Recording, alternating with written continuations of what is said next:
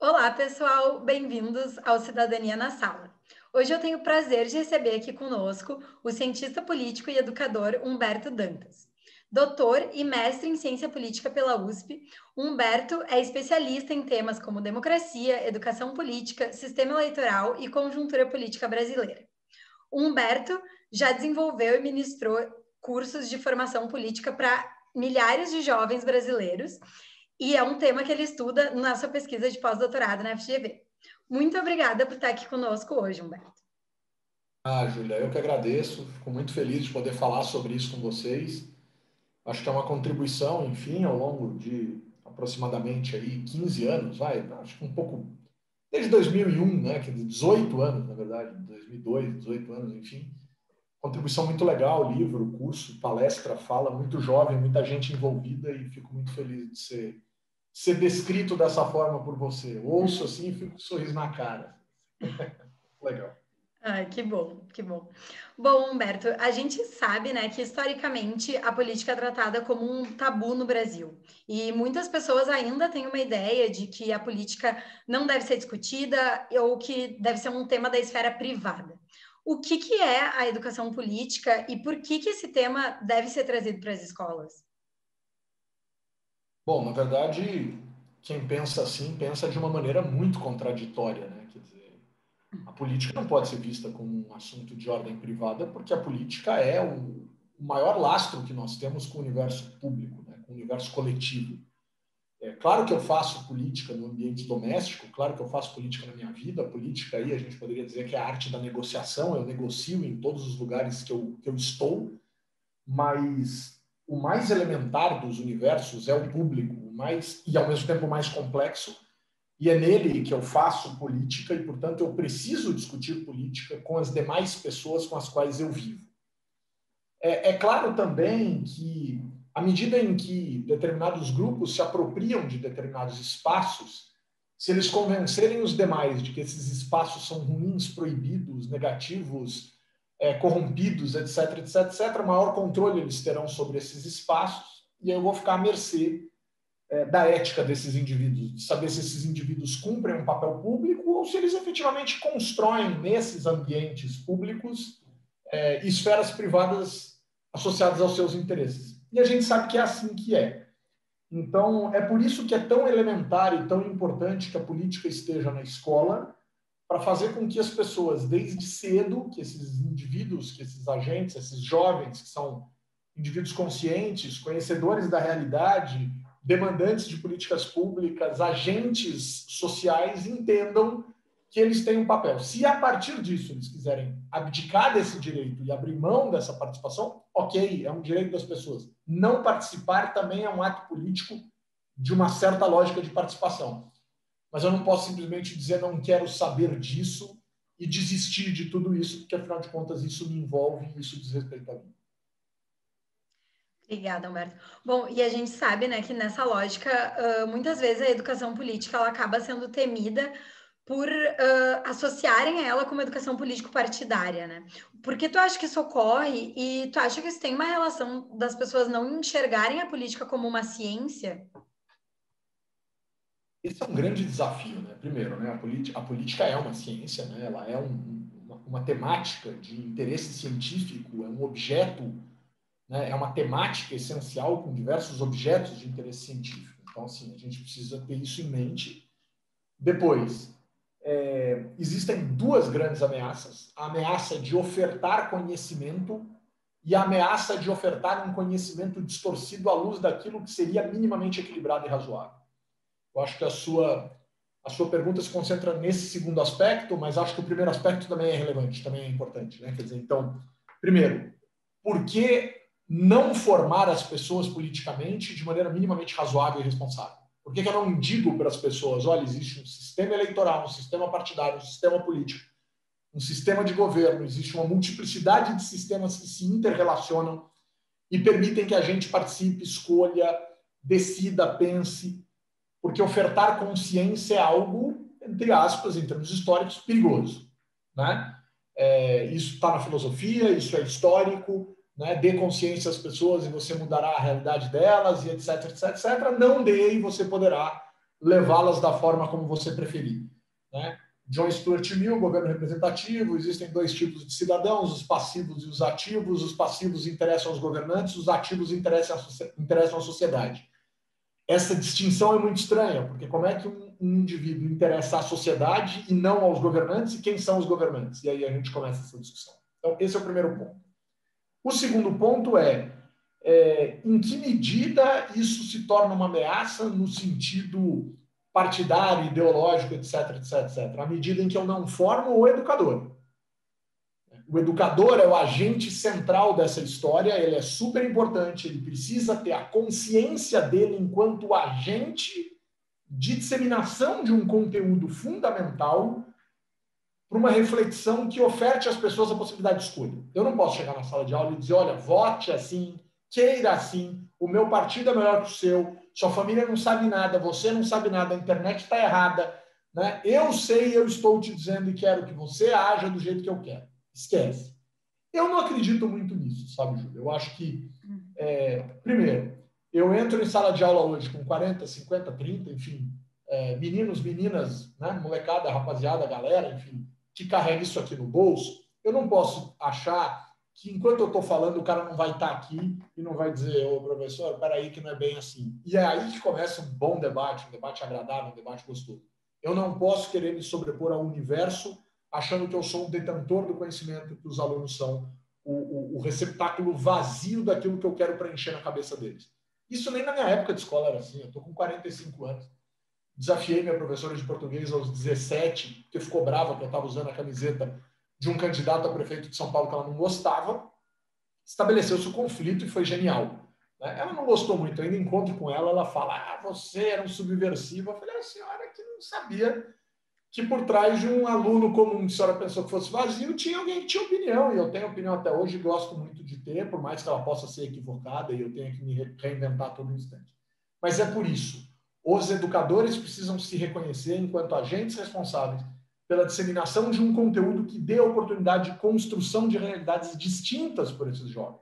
E aí acaba o medo, e aí acaba a desconfiança, e aí a gente vai ter que esperar que os jovens, as famílias, as pessoas em geral, reconheçam que o papel da escola é esse, e esse papel é um papel genial e maravilhoso. Legal, Humberto. Bom, a gente está, né, falando aqui também muito para os educadores, e eu sei que a gente sabe que a ciência política é muito vasta, né, e nessa educação política entra muita coisa, mas eu queria saber de ti, de toda a tua experiência trabalhando com isso, quais os conteúdos que tu acha que sejam mais essenciais para se trazer na escola, né, de educação política, para trazer essa formação, e como tu acredita que os professores podem despertar um maior interesse dos estudantes? Muito boa, é muito legal essa pergunta. Vai depender do tempo que eu vou ofertar para esse conteúdo. Se é um conteúdo que eu quero que comece desde o início, por exemplo, desde o primeiro ano do ensino fundamental até o terceiro do médio, se eu tiver esse tempo, seria absolutamente essencial que eu trouxesse para dentro da sala de aula uma discussão sobre valores, sobre uma pactuação conjunta do espaço escola como um espaço político de atuação desses jovens, que eles pudessem agir, que eles pudessem tomar decisões, por exemplo, sobre o orçamento, sobre o locus, sobre o lugar escola, sobre a forma como as coisas acontecem, sobre alguns conteúdos de aula, sobre alguns conteúdos de avaliação, de que eles percebessem que a tomada conjunta de decisões constrói a realidade deles. Eu poderia começar com isso, com um grande pacto. Vamos formar um grande pacto no primeiro ano e vamos tentar rever esse pacto cotidianamente, para que a gente se acostume a discutir, a debater, a pensar, etc, etc, etc. Portanto, tem uma lógica atitudinal, tem uma lógica de contribuição com o fazer. Quantos jovens hoje, né, ou não jovens, enfim, mas quantas pessoas hoje que passaram pela escola foram provocadas a tomarem decisões? O que você quer? O que você pretende em termos coletivos? Isso ou aquilo? Ou aquele outro que você possa vir a inventar? Eu estou cansado de perguntar isso em sala de aula e os jovens ficam com um cara de interrogação dizendo, professor, as coisas vêm mastigadas para nós, cara. A gente não toma decisão sobre nada. E alguns não têm nem esse senso crítico. Falando, o que você está falando? Toca aí, faz aí o que você quiser, tal. E não é assim que funciona. né? Então, esse é o primeiro grande ponto. Depois, existem coisas mais concretas, né, Júlia? Por exemplo, a sua responsabilidade de indivíduo começa aos 16 anos, né? Enquanto cidadão formal na lógica de representação democrática eleitoral, por exemplo. Cara, esse cara está no segundo ano do ensino médio. Esse cara está estudando. O meu primeiro voto, por exemplo, eu dei no terceiro ano do ensino médio. No segundo era um ano ímpar, não tinha eleição. 91, 92. Estou entregando demais minha idade, né? Mas 92 eu tive eleição para prefeito. Eu fui votar para prefeito de São Paulo. Eu escolhi o prefeito da minha cidade. Né? Eu não tive isso em momento nenhum. Nenhum professor falou, você aos 16 pode tirar o título. Nenhum professor disse como funcionava o sistema eleitoral. Ninguém me disse o que era um prefeito e um vereador. Ninguém me disse que era um vice. Eu estava no terceiro ano do médio. E ninguém estava discutindo isso, ninguém estava debatendo isso. A professora estava dizendo, o candidato X é melhor que o Y. Eu não quero saber da sua opinião, professor. Eu quero saber da minha responsabilidade, é completamente diferente. Então pode ser algo desde atitudinal, construtivo, até algo mais formal, me explicando como é o sistema. E eu me lembro, Júlia, na aula de matemática, por exemplo, do segundo ano do médio, eu aprendi a fazer imposto de renda. Eu aprendi matemática fazendo imposto de renda, tanto que eu faço imposto de renda da minha mãe, por exemplo, desde os anos 90. Porque eu entendo a lógica daquele negócio. Eu aprendi matemática fazendo aquele treco, uma das partes. Por que eu não posso aprender, por exemplo, política, entendendo o sistema político? Então, acho que vai variar muito nessa questão. Política hoje é transversal, serve para todas as disciplinas. Quantas pegam? Quantas se comprometem? Onde se comprometem e aonde chegam? E eu acho que esse é o grande ponto. Né? Se a gente entender isso, né? Se a gente tiver esses conteúdos de formação do Estado, construção do Estado, de separação dos poderes, divisão dos poderes, direitos, a gente sai da escola, Júlia, sem entender de saúde, né? Com meninos sendo pais, meninas sendo mães, sem entender muita coisa sobre a lógica de sexo, sexualidade, sem entender de métodos contraceptivos e etc. A gente sai sem saber se alimentar, né? Nós temos problemas severos de obesidade na população jovem brasileira porque a gente não sabe escolher os nossos alimentos. Então a gente tem problemas com saúde, a gente dá pouco valor à lógica de atividade física, a gente não entende exatamente como cuidar do nosso corpo. Questão número 1. Desafio 2. A gente não entende nada de finanças. Todo mundo sai como consumidor potencial da escola, louco para ganhar dinheiro, para poder consumir, para comprar tênis, celular, etc. Não entendemos nada de conta de como viver em termos econômicos. A gente sai sem entender nada de arte e de cultura, né? A gente confunde o que é arte e cultura nesse país, a gente considera tudo e ao mesmo tempo não considera nada, né? A gente tem formas distintas de entender a arte, de entender a cultura, a gente tem dificuldades severas com isso. Nada de meio ambiente, né? Ou pouco de meio ambiente. Eu, por exemplo, não tenho nenhuma capacidade de dizer com um pedaço de isopor de alumínio na mão o que é metal, o que é papel, o que é não sei o que na hora de separar meu lixo. Eu não entendo nada disso, não aprendi isso na escola, aquelas cores me confundem. Eu tenho um amigo que é daltônico que diz que enxerga todos os lixos da mesma cor. Eu falei, para com isso, bicho. Não me fala uma bobagem dessa.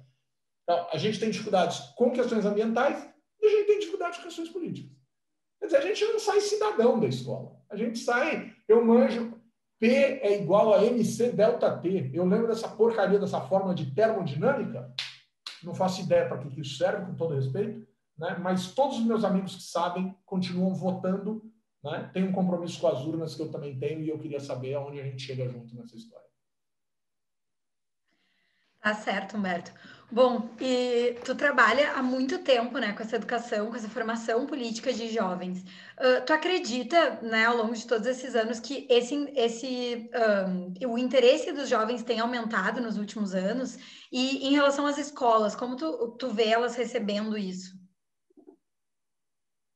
Olha, aumenta de tanto a gente insistir que aumenta, né? Quer dizer, de tanto os jovens olharem para isso, verem isso, serem, de uma certa maneira, afetados pelo noticiário, etc., eles sabem que eles precisam dessa informação.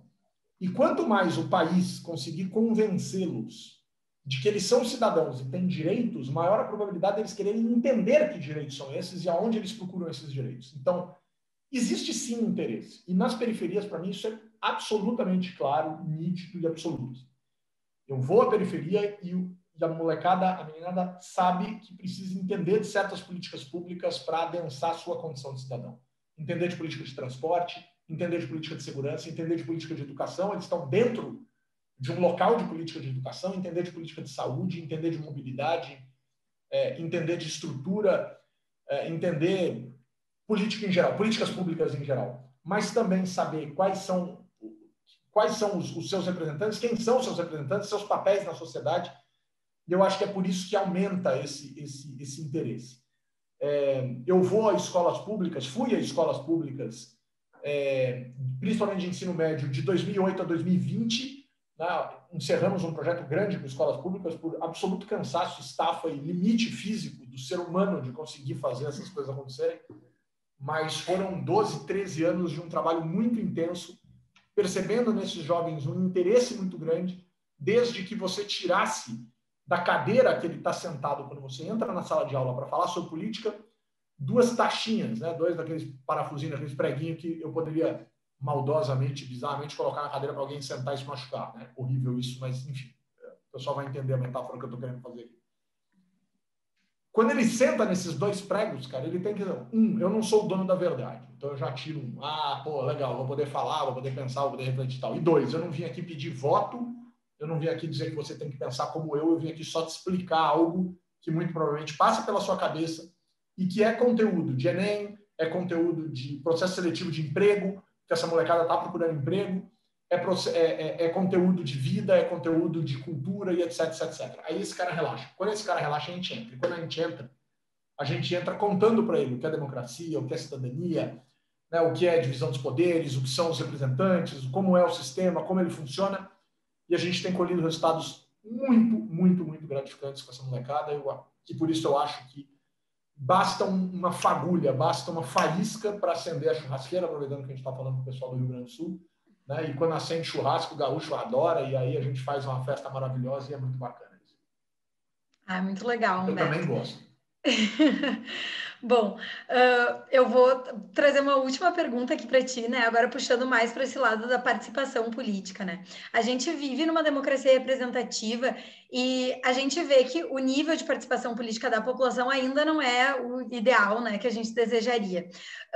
Nos últimos anos, né? Diante de toda essa instabilidade política que a gente viveu, né? Nacionalmente, a gente vê que o tema tem ganhado mais espaço nas notícias, como tu falou, e também nas conversas informais entre as pessoas, né? Por outro lado, a gente também vê que tem uma radicalização maior na política, né? A questão de desinformação. Então, como tu vê, assim, né? Tentar fazer um resumo de como tu enxerga, assim, os principais desafios e principais oportunidades nesse cenário de participação política no Brasil hoje. Olha, eu acho que a gente atingiu o fundo do poço, né? Claro que alguém pode dizer que no fundo do poço, se você desatarrachar lá um parafuso qualquer, você vai encontrar um alçapão, vai abrir, vai ter mais espaço para cair. Uau, espero que essas pessoas estejam erradas.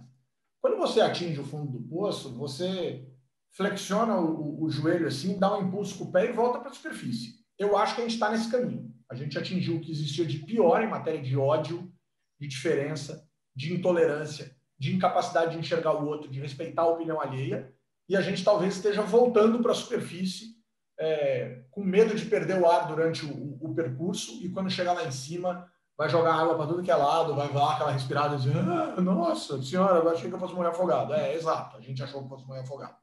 Então, eu acho que a gente está nesse processo, num processo de reconhecer que não adianta radicalizar, não adianta tentar jogar pelas laterais para além das linhas, porque o campo é delimitado em termos políticos, e que a gente precisa ignorar essas radicalizações absurdas que têm representações e representantes muito nitidamente desenhados e muito presentes na nossa política, governando, dando ordens, estando no poder, independentemente de quem seja. Não quero aqui ficar falando em nomes, porque obviamente esse não é o objetivo, mas a gente precisa tirar um pouco dessa pressão feita por esses agentes com um intuito único. Isso atende a um interesse. E esse interesse é um interesse que nos distancia da nossa responsabilidade, que terceiriza a nossa responsabilidade e que coloca na mão dos salvadores da pátria, dos super-heróis, etc, etc, etc, um papel que é nosso. E a gente não pode abrir mão dele. Enquanto a gente abrir mão, a gente vai achar que alguém vai tirar a gente desse buraco. Não vai tirar. É pelas nossas próprias mãos e pelas nossas próprias pernas, pela nossa consciência que a gente vai sair disso. e eu acredito que a gente já começou esse movimento e espero que eu esteja certo, né? Imagino também que as pessoas queiram isso e que a gente vai deixar de radicalizar. Eu acho que a eleição de 2020 sugeriu isso de alguma maneira, né? A gente tirou um pouco da pressão das eleições de 2018, independentemente de quem tenha sido vencedor, e eu acho que para 2022 já acendeu um sinal amarelo em quem apostou na radicalidade para se manter no poder, de que vai ser difícil viver assim, e a gente espera que essas pessoas comecem a trabalhar dentro de uma lógica de equilíbrio maior. É torcer para a gente chegar aonde a gente gostaria. Tá certo. Bom, muito obrigada, Humberto, pela tua participação, por ter dado essa aula aqui pra gente, né? Tenho certeza que todo mundo que está nos acompanhando vai ter muitos insights, vai sair muito feliz daqui. E é isso, então, muito obrigada pela tua participação. Eu que agradeço, uma alegria muito grande estar aqui com vocês. E dizer, gostou, vamos conversar, vamos dialogar. Não gostou, não vale chutar, não vale xingar, não vale radicalizar, mas a gente está sempre à disposição para as melhores conversas possíveis e espero que a gente encontre muita gente legal com a gente aqui e foi uma alegria estar com vocês. Obrigadão.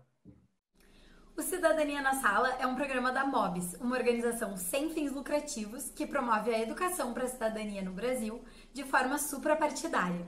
Se tu te interessou e quer saber mais sobre a gente, busca o nosso site ou nos acompanha pelas redes sociais. Os links estão na descrição do canal. Se tu é um educador e quer fazer parte da nossa rede de educadores que estão discutindo e transformando a educação para a cidadania no Brasil, eu te convido a fazer parte do nosso grupo de Facebook. É só buscar por Educadores da Cidadania ou buscar no link que também está na descrição do canal. Se tu gostou dessa entrevista, nos ajuda a compartilhar esse conteúdo por aí.